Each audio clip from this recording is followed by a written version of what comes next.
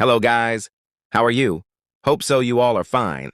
Because the new version of Delta Executor for Android, 32-bit is finally released. Safe, smooth, easy, and user-friendly GUI makes it at the top of exploits and executors. This is fully undetected and is ready to use. The time I am editing this video, the executor has just been dropped. Well, I have also given scripts for you guys in description, and I'm going to showcase the fruit spawner script, OMG. I am so excited to show you guys the one and only fruit spawner script. Well, write your usernames in comments if you want a free dragon fruit. Bye, and thank you so much for your support.